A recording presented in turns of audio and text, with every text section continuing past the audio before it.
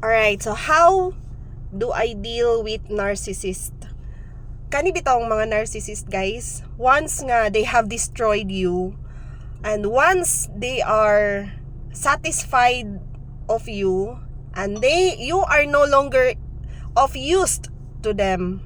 So di nakagamit nila ba? Wa na sila. Ikaw kanang itsapuira na gyud kanila ba? So mura na sila wala, guys. As I have told you, narcissist does not empathize. Wala na sila ana. So after kanila kanang gamiton, no, i-discard na kanila silang kinabuhi, i-post pa ka sa social media. Grabe na sila mang-post unya. Dira ba kabugo, no? Nga dili ka kasabot nga ikaw ang ilang gimin. Actually lami jud ka ipanglaparo, guys, pero kanang they are not worth it. Kay kanang mga narcissist, guys, mo sa na ilang gusto. Kana bitaw mo react ka sa ilang post. Kay ngano, once mo react ka sa ilang post, meaning you are still affected. Meaning na feel nila nga naapa sila'y amor sa imong kinabuhi. So malipay na sila once mo palit ka sa ilang post. Mo na nga bisan paglagot na kaayo ka, bisag lami na kay panumbag og taw, lami na kayo ikiha og taw, hold your patience. Pasensyahi ra gyud and ignore them. Kay masakitan man na sila once you ignore them. Kay kanang mga narcissist, as I have said, they are attention seeker. So pag dili ka mo hatag og attention nila, masakitan man na sila. Sakit para nila kung dili ka mo tagad nila, di ka mo palit sa ilahang mga post.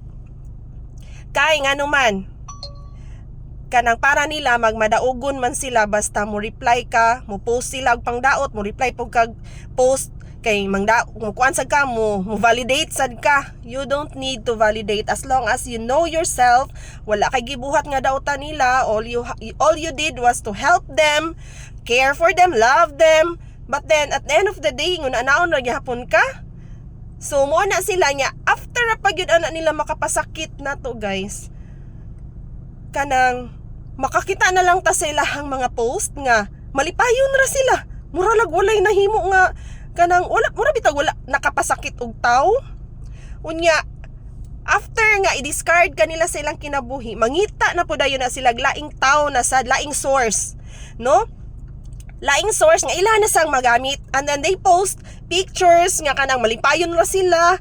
Pasuya man gud na, guys. Gipasuya kanila nga, hey, I have moved on. Kanang bisan pag wala na ka sa akong kinabuhi, malipayon na gyapon ko, I still have a lot of friends, but it's just a facade.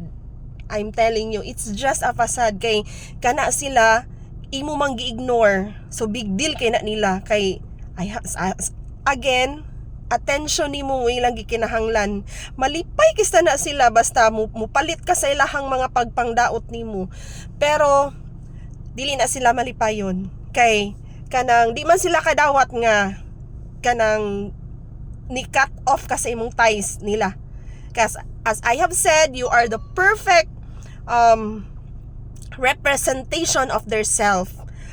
Gimold ka nila, gimanipulate ka nila nga mo ni ikaw ingon ani ka bisag dili kay ingon ana, mutuo na lang gud ka nga ala ingon ani day ko bisag dili. So never gyud na dapat nimo nga huna-hunaon. Pasag dihin na sila whatever they tell you about you, puro pagpangdaot unya. Napag ikatulo nilang buhaton, ha?